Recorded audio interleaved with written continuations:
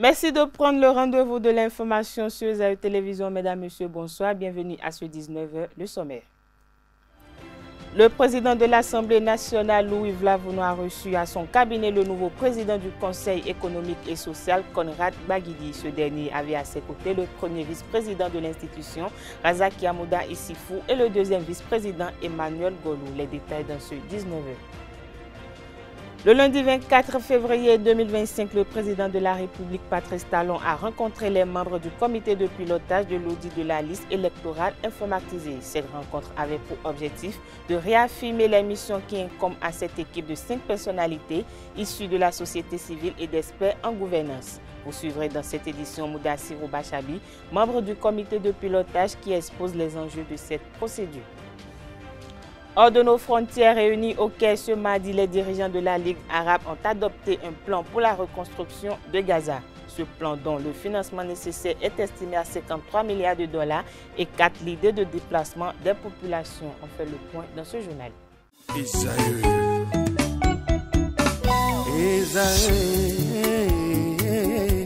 Vous recherchez une école de référence pour une double formation universitaire et professionnelle de qualité? Voici l'opportunité à ne pas rater. L'École supérieure d'administration, d'économie, de journalisme et des métiers de l'audiovisuel ESAE vous offre des programmes d'enseignement en licence et en master orientés vers l'emploi qui font d'elle une référence à travers les filières de l'administration générale et territoriale, l'administration du travail et de la sécurité sociale, droit, diplomatie et relations internationales, administration hospitalière, universitaire et intendance, journalisme et métiers de l'audiovisuel et toutes les filières des sciences de gestion. Une seule adresse, www.esae.bj. Rendez-vous dès maintenant sur nos campus ESAE Bedjromende au numéro 90 93 65 21 ou au numéro 98 98 14 00. Parakou sur le numéro 52 46 12 12. Aboumé Kalavi au numéro 52 88 44 44. Akpakpa au numéro 52 88 33 33. ESAE, l'excellence a un nom.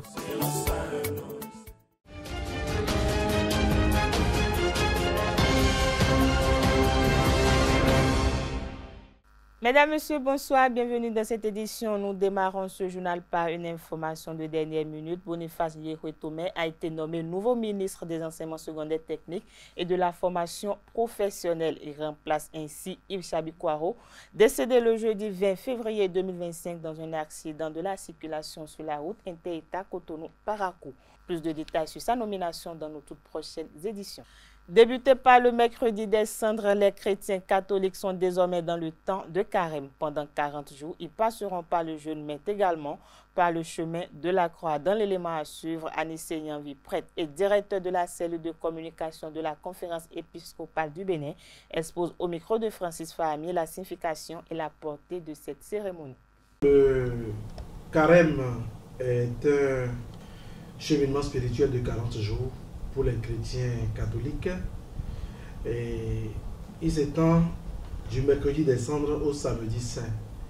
Et donc c'est un temps de grâce particulière pour les chrétiens du monde entier, un temps favorable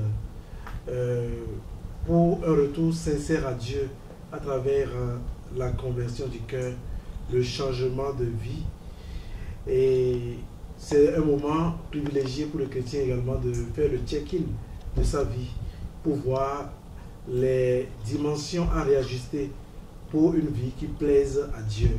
Donc tout cela se passe à travers surtout la prière, le jeûne et la pénitence. Et le mercredi des cendres est justement ce jour-là qui marque le début du temps de carême. C'est le jour où, lors de la célébration, le prêtre impose les cendres. Et les cendres symbolisent en effet la poussière, notre fragilité humaine. Et à travers les paroles que le prêtre prononce à cette occasion, tout est dit. Il dit, souviens-toi que tu es poussière et que tu retourneras poussière. Et où il dit encore une autre parole, convertissez-vous et croyez à l'évangile. À travers l'une ou l'autre version des paroles prononcées, nous voyons clairement ce que signifie donc ce temps que nous amorçons. C'est un temps vraiment de pénitence, un temps de repentance, un temps pour revenir à Dieu d'un cœur sincère, d'un cœur meurtri, reconnaître que l'on est pécheur, abandonner les mauvaises habitudes pour justement embrasser le bon chemin que le Seigneur nous a tracé. L'imposition des cendres, c'est pour tous ceux qui veulent, tous les chrétiens qui veulent justement poser cet acte de foi pour commencer justement cette marche de 40 jours vers Pâques. Donc il n'y a rien de particulier. Tout le monde peut venir vraiment prendre les cendres. Je précise que ce n'est pas un sacrement. Les cendres ne constituent pas un sacrement. Et ce n'est pas non plus de l'ordre des sacramentaux. C'est-à-dire, ce n'est pas comme l'eau bénite ou bien le sel béni, etc. Mais la cendre, c'est justement un signe important qui nous rappelle ce que nous sommes et ce que nous allons devenir. Et pour cause, nous devons vivre une vie qui plaise à Dieu. Donc, les cendres, c'est surtout cela. Ça nous rappelle que nous sommes néants, nous sommes poussière, nous retournerons poussière. Et pour cela, vivre vraiment l'humilité. Éviter les pièges de l'orgueil, éviter tout ce qui peut salir notre âme de façon permanente et vivre vraiment en présence de Dieu. Le président de l'Assemblée nationale, Louis Gbéonou Vlavonou, accompagné de quelques membres de son cabinet et de plusieurs députés, était ce 4 mars 2025 au Centre hospitalier international de Calavi. Le principal objectif de cette visite est d'apprécier de plus près ce qui a été fait de cet hôpital pour offrir aux Béninois des soins de meilleure qualité. La délégation conduite par le président de l'Assemblée nationale a été accueillie par le ministre de la Santé, le professeur Benjamin Rompati, et l'équipe dirigeante du CHIC. Après une petite séance de travail au cours de laquelle la directrice générale du CHIC, Karen Istine, a présenté les différentes composantes de cet hôpital de référence, la délégation a eu droit à une visite guidée qui l'a conduite dans les différentes unités de soins et autres. Il est à noter que dans cet hôpital, on y compte en effet 436 lits répartis dans 18 spécialités qui sont à leur tour regroupées en 8 pôles. Je l'annonçais à l'entame de cette édition, élu à la tête du bureau du Conseil économique et social et officiellement installé le 26 février 2025, le président Conrad Baguidi veut agir rapidement. Il a entamé une série de visites institutionnelles pour faire connaître et faire reconnaître le Conseil économique et social dans le but de répondre aux attentes des populations. À cet effet, il a été reçu en audience par le président de l'Assemblée nationale, Louis Gbéonou Vlavonou. L'objectif de la visite est ainsi d'établir une relation de travail efficace entre les deux institutions. Après l'Assemblée nationale, le président du Conseil économique et social, Conrad Baguidi, s'est rendu à la Cour constitutionnelle. Le professeur Kossi Dorothée Sosa et l'autre ont eu des échanges dont le but reste le renforcement de la coopération institutionnelle pour une démocratie davantage inclusive. La question des assises nationales de l'audit du fichier électoral continue de susciter maintes réactions au sein de l'opinion publique et de la classe politique. Au micro de Francis Olafahami Moudassirou Bachabi, secrétaire général de la Confédération générale des travailleurs du Bénin et représentant des syndicats membres du comité de pilotage de l'audit du fichier électoral, expose les enjeux de cette procédure. C'est vrai que je représente les organisations syndicales au sein de ce comité, mais il est évident que les organisations syndicales n'ont pas une attente particulière. L'attente de tout le monde est une attente citoyenne. Et donc nous attendons que ce comité puisse apporter, disons, la quiétude à travers l'expertise qui va être déployée pour que nous ayons un fichier électoral débarrassé des déchets dont il regorge ou dont il est soupçonné. Mais ce qui est important pour nous, c'est que nous puissions disposer à l'issue de cet exercice-là d'une liste qui sera extraite et que cette liste-là soit, disons, la moins polémique possible pour que l'on ait l'assurance que nous avons fait une consultation et que les personnes qui devraient disons, exprimer leur suffrage figurent sur la liste et que les lieux retenus pour que ces suffrages soient exprimés ne soient pas des lieux, disons, assez distants du lieu habituel de résidence des intéressés. Bref, que nous ayons une liste électorale à la fin, disons après septembre, une liste électorale qui va être, disons, assez limpide, assez claire pour permettre à chacun de se sentir à l'aise. Cela dit, il n'y aura jamais de fichier électoral sans déchet, il n'y aura jamais de liste électorale irréprochable, mais ce que nous recherchons, c'est que nous ayons une liste qui soit plus proche de la réalité, une liste qui exprime de façon plus sincère, disons, le suffrage au soir des élections. Donc voilà un peu, et je vous avais fait allusion à la rencontre avec le chef de l'État. C'est à sa demande que nous sommes rendus au palais, donc c'est lui qui a voulu nous rencontrer. Vous n'êtes pas sans savoir que le Conseil des ministres a décidé de mettre à la disposition du comité le budget nécessaire pour le travail.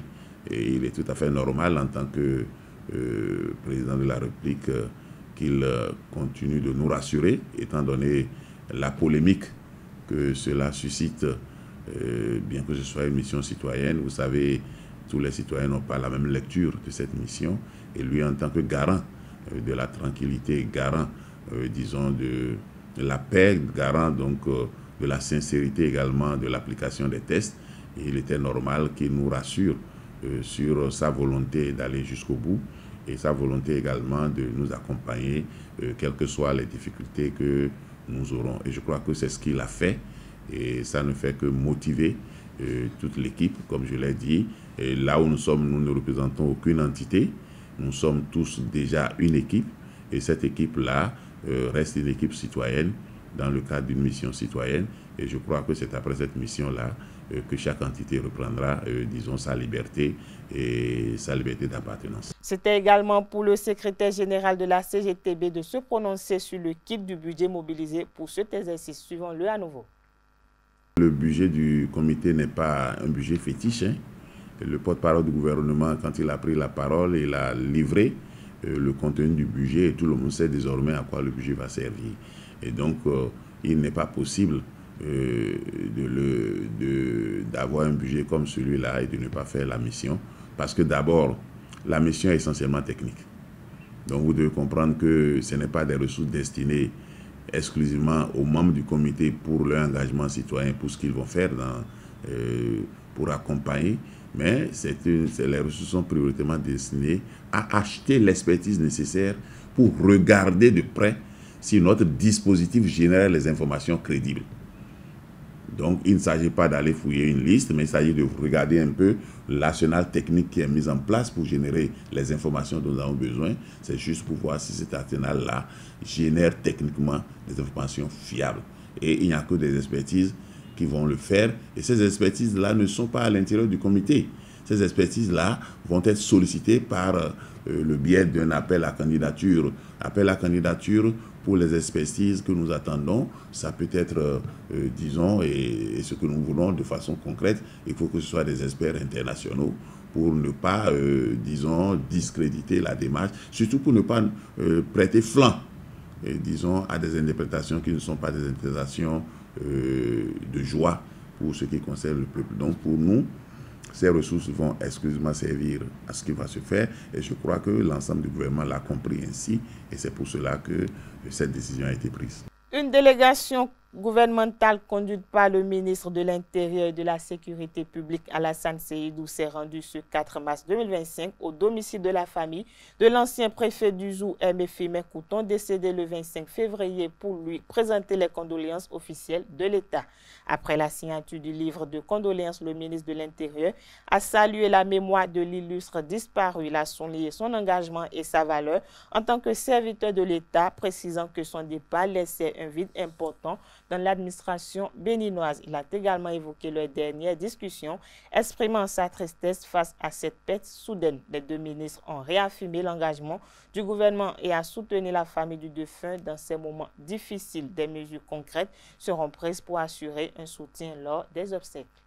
Le samedi 1er mars 2025, Maître Tieno Olori Togbe a procédé à la rentrée solennelle du club Ouada Bénin à travers la conférence inaugurale. La conférence a permis aux participants de comprendre les liens entre l'économie et les finances. Le point est dans cet élément signé Anaël Vianedo. Rentrée solennelle du club Ouada Bénin. Le Creuset a démarré ses activités avec une leçon inaugurale sur le terme « Au-delà des règles juridiques, les réalités économiques pour un droit des affaires plus efficace ». Pour ce premier acte, le choix du conférencier a été porté sur Maître Tieno Olori Togbe. Lorsque nous avions décidé au sein du club que nous allons organiser cette rentrée sur ce thème, ça n'a pas été tout le monde difficile pour nous de choisir notre conférencier. On s'est dit qu'il faudrait chercher quelqu'un qui est expert des deux domaines, tant économique que financier. Le choix était facile. Nous avions vu certaines activités de Maître Olori Togbe, ce qui nous a sidéré. Il a été financier avant de devenir juriste, donc il peut véritablement parler de ça. Le conférencier a partagé son expertise avec les jeunes apprenants. Les rouages de l'économie, des finances et bien d'autres aspects ont été abordés. Nous avons abordé avec les participants des questions liées à la rigidité de certaines normes juridiques et à l'adaptation de ces normes juridiques et comment le législateur Ouada ainsi que les praticiens du droit Ouada peuvent faire évoluer leurs pratiques pour que les entreprises soient dans un contexte favorable pour leur évolution, pour le développement de leurs affaires. Donc essentiellement, c'est l'activité que nous avons menée aujourd'hui. Cette activité a été menée en collaboration avec la fondation que j'ai le plaisir de présider, qui est spécialisée dans l'éducation, qui fournit un certain nombre d'accompagnements en faveur de la scolarité des plus jeunes, mais également des missions de mentorat pour les jeunes adultes, les jeunes professionnels et du renforcement de capacités dans différents domaines. Pour les étudiants, cette séance a été une mine de savoir. Maître Tieno Olori Togbe, à travers la fondation Olori Togbe, fidèle à sa cause, n'hésite pas à se mettre au service du public pour le mieux-être du milieu éducatif. L'édition 2025 de la Journée internationale des droits de la femme sera marquée par des prestations exclusivement féminines à l'Institut français de Cotonou. L'annonce a été faite par le directeur délégué de l'Institut, Jérôme Binet-Boss, le mercredi 26 février 2025 à l'auditorium de l'Institut. Il s'exprime au micro de Carles Kitoma. Le 8 mars, ici, il y aura un double plateau à l'Institut français, donc avec deux groupes d'artistes féminines, musiciennes, à la fois un groupe que vous connaissez certainement, qui a remporté le tremplin musique l'année dernière, qui s'appelle Kabiesi, un groupe de femmes de Parakou, pour lesquelles on a organisé une tournée au Bénin, et donc il y avait eu quand même une date qui s'était passée à l'université, mais on n'a pas eu le plaisir de les accueillir sur un concert complet. Donc ces femmes de Kabiesi joueront ici le 8 mars. Et il faut savoir que Kabiesi, c'est un groupe qui est très engagé sur la place des femmes dans la musique et sur la place des femmes dans la société en général. Donc elles ont pas mal de messages à faire passer aussi et qu'elles font passer dans leur concert. Donc c'est très important. Et que les femmes soient représentées aussi dans le spectacle vivant, c'est notamment dans la musique. Voilà, c'était intéressant aussi qu'on fasse cette tournée. Ça faisait partie aussi des éléments importants quand on a décidé de les suivre, en tout cas de leur donner le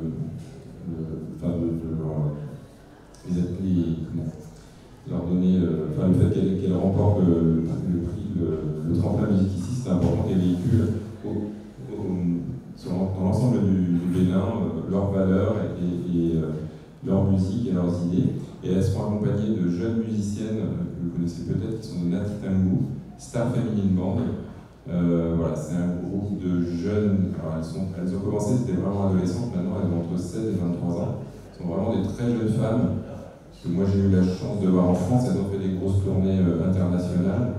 Et c'est pareil, Star Feminine Band de Nati Tangou, elles ont aussi beaucoup dans leurs textes et dans leur musique, beaucoup de messages autour de la place de la femme, du mariage forcé, etc. Donc ça sera un double plateau de filles du Nord, du Septentrion, pour célébrer ce 8 mars ici à l'Institut français. On va poursuivre sur les deux expositions qui vont avoir lieu à l'Institut français, donc il y a deux expositions qui sont prévues. La première, le vernissage aura lieu du 7 mars au 31 mars, donc avec un vernissage le 7 mars à 18h30. Cette exposition, c'est les Nouvelles Amazones, entreprendre au Bénin. Donc c'est des portraits de femmes. Donc c'est à la fois le travail d'un photographe français et également d'une jeune photographe béninoise qui a travaillé sur les portraits dans tout le Bénin. Je crois qu'il y a 80 portraits. Et donc ils vont éditer un livre sur ces portraits de femmes. Et donc ils ont fait une sélection de photos de ce livre qu'on va exposer ici à l'Institut français. Donc il y aura à peu près 35 photos qui seront présentées dans la galerie. Voilà, il y aura un vernissage qui aura pas mal de choses. Il y aura évidemment la présentation du livre, il y a beaucoup de femmes aussi invitées qui ont participé à cet ouvrage. Et puis forcément les deux photographes qui sont là. Et voilà, cette exposition, ces portraits de femmes entrepreneuses au Bénin, qui entreprennent au Bénin, voilà, seront aussi présentes au vernissage, et je vous invite à découvrir cette exposition photographique, de très belles photos. Société dans cette édition, à présent dans une société hyper sexualisée, difficile d'imaginer qu'une relation amoureuse puisse perdurer sans rapport. Le sexe est définitivement très important dans une relation. Il génère une complicité et également une intimité propre aux relations sexuelles et sont donc essentielles pour profiter d'une union satisfaisante. À la question de savoir si une relation amoureuse peut-elle aboutir sans sexe, quelques citoyens béninois ont livré leurs opinions au micro de Francis Olafahami. Deux personnes ensemble qui ont cherché ou bien qui veulent aller face à la vie compte tenu de tout ce qui se passe. Quand le sexe n'intervient pas, moi je vous demande comment ils sont ensemble. Comment ils sont ensemble? Vous venez de dire nous sommes en Afrique, hein, et précisément au Bénin. Il y a un adage en fond, excusez-moi, puis j'aime cet adage là chez moi, qui dit Asoupa Sipo. Asoupa Sipo. Mais quand vous venez pas dans ce domaine-là, et vous êtes ensemble, nous ne sommes pas quand même... Il y a des pays qui sont comme ça. Même si vous posez la question à un enfant de 5 ans, même, il va vous dire que ça ne peut pas marcher comme ça. Parce qu'aujourd'hui, nous jeunes, qu'est-ce qu'on met d'abord devant? C'est le sexe qu'on met devant d'abord. Quand tu commences avec la personne, 1, 2, 3...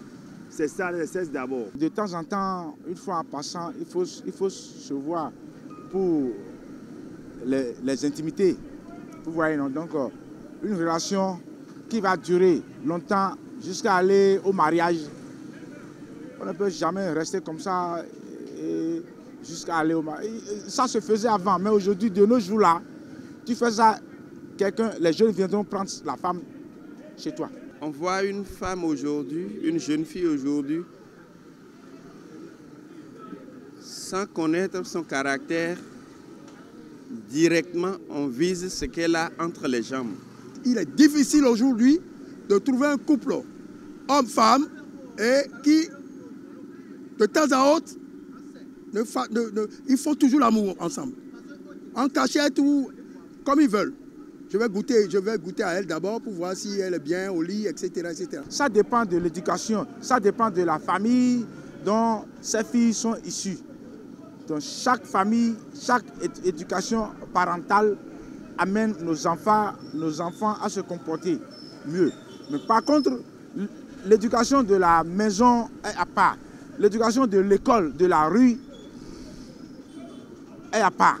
Vous voyez, non, tu vas bien éduquer tes enfants à la maison, mais arriver en ville, dans la rue, là, c'est autre chose. Jadis, nos parents menaient des relations amoureuses.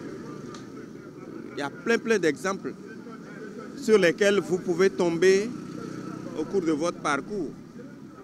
Nos aînés, des aînés qui étaient en amitié et que des études ont conduit vers l'extérieur, sont restés sans connaître le sexe. Et ils sont allés mener leurs études, ils sont revenus, ils se sont mariés. Entre garçons et filles, même la fille même est pressée. Même la fille même est pressée parfois même de rejoindre le garçon. Et quand c'est comme ça, le garçon même cherche à enceinter la fille. Moi, je ne peux plus faire confiance à mes enfants, à ma fille, qu'elle est vigile, elle est saine et elle est quoi. Non, non, non, plus de confiance. Les gens menaient une relation amoureuse durant 5 ans sans connaître le sexe. Mais aujourd'hui, nous avons vu que le monde est perverti. Il y a le déclin moral. Et aujourd'hui, l'immoralité. L'immoralité. Lorsque vous connaissez une fille, la première des choses que les hommes font, c'est de chercher à sortir avec celle-ci. D'abord, alors que la parole était claire. Relation sexuelle hors mariage est une fornication, l'impudicité. Une relation amoureuse sans le sexe est vouée à l'échec.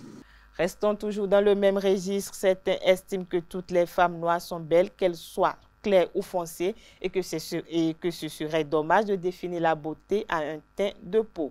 Nous avons recueilli l'avis de quelques citoyens rencontrés de la ville de Cotonou sur le sujet. Ils expriment leurs sentiments au micro de Quentin Amoussou et de Francis Fahmi. Dieu sait pourquoi il a mis la peau noire en Afrique. Femme claire là, bon, si tu as une femme claire, tu as des soucis. Puisque la femme claire, elle est sur toutes les lèvres. C'est partout, chacun veut chercher, les gens veulent voir les femmes claires. Mais si tu as une femme claire, qu'elle est sérieuse, je pense que tu peux t'en sortir. Mais quand tu as une femme claire, qu'elle n'est pas sérieuse, là, elle risque de créer du forfait chez toi. Moi, il y a des femmes teint clair qui me séduisent. Et il y a les femmes teint noir qui me séduisent. Donc moi, je n'ai pas une fixation sur une teint clair et une teint noir. Les deux teints, moi je suis resté avec les deux teints. Et moi en tout cas, c'est la beauté. Bon, c'est vrai que les gens disent que c'est teint clair qui attire, jusqu'à il y a d'autres qui se dépitent pour ça. Bon, moi, je n'ai pas de... Que ce soit teint clair, que ce soit teint noir, j'aime les deux. Écoutez, il va falloir qu'on revienne à la culture. Quand vous voyez surtout dans la ville de Cotonou et autres, et que je vois des femmes qui pigmentées en griffe, je suis désolé, je ferme mes yeux parce que je dis, mais ça c'est à quoi finir voir. La chair humaine, elle est sacrée. Dieu nous a donné gratuitement. Il va falloir qu'on s'en tienne à ça et qu'on respecte la volonté divine. Mais là, quand nos sœurs, pour une raison ou une autre, elles choisissent délibérément, bien sûr délibérément, d'aller avoir la peau teint clair, moi je ne suis pas preneur. L'Africain doit rester africain, naturel, à travers sa peau. Mais aller acheter les pommades pour devenir Yovo Dantokpa là, moi, je n'aime pas ça trop. Sexe clair naturellement, d'accord. Je préfère, je fais à l'intensité. Je préfère une femme noire à une femme teint clair. La femme noire, c'est la beauté africaine. Même si elle est vilaine, elle a une beauté, elle a une valeur intrinsèque. C'est ça, la beauté noire. Le bois d'ébène. Cette édition se poursuit hors de nos frontières. Le gouvernement allemand a déclaré ce mardi 4 mars 2025 qu'il va suspendre toute nouvelle aide au développement en direction du Rwanda. Cette mesure intervient après que l'ONU a confirmé l'implication de soldats rwandais aux côtés du M23, responsable de l'occupation de plusieurs villes congolaises dont Goma. Berlin a dénoncé je cite, une violation de l'intégrité territoriale et de la souveraineté de la RDC. Le ministre allemand du développement a précisé que la coopération en cours avec Kigali serait réévaluée dans les tout prochains jours. Il a également annoncé l'exclusion des hauts responsables allemands des événements de développement organisés par le Rwanda et a évoqué une possible révision des programmes multilatéraux impliquant Kigali. La pression diplomatique s'intensifie alors que la situation sécurité en RDC continue de se dégrader. L'Allemagne, le Canada et le Royaume-Uni espèrent contraindre Kigali à revoir sa politique dans la région et à mettre fin à son soutien aux groupes armés actifs en RDC.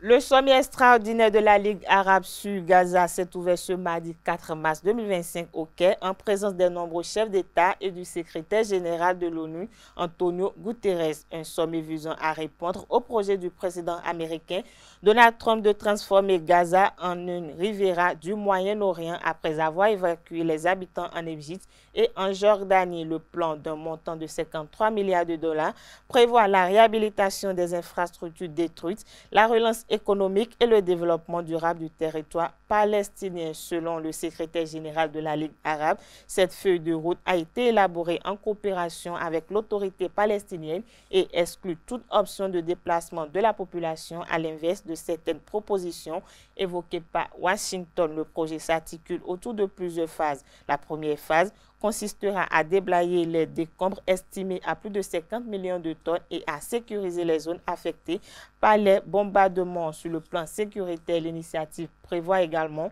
la mise en place d'une flotte internationale de maintien de la paix sous mandat de l'ONU chargée de stabiliser Gaza et la Cisjordanie occupée. Sport dans cette édition pour boucler Canet-Noir, le football béninois est plongé dans un deuil. Idrissou Motari, précédemment entraîneur des Requins FC, club de la Ligue Pro, s'en est allé ce mercredi. Selon les informations du club, il a succombé à une crise d'AVC après 2 semaines de lutte passée par Buff FC du Bangou, Aspac FC et Dynamo d'Abobé. Le technicien bénino-togolais a remporté le championnat national de football avec les Bovidés de Parakou en 2017. Il a également fait une pige en Arabie Saoudite, club de la super division saoudienne. Avant l'annonce de son décès, la disparition de Natabi Traoré, un ancien footballeur international béninois, a circulé sur la toile en l'espace de 24 heures. Le football béninois perd 2 de ses artisans. Voilà, c'est sur cette note sportive que prend fin cette édition. Merci de nous avoir suivis. Agréable soirée à tout un chacun.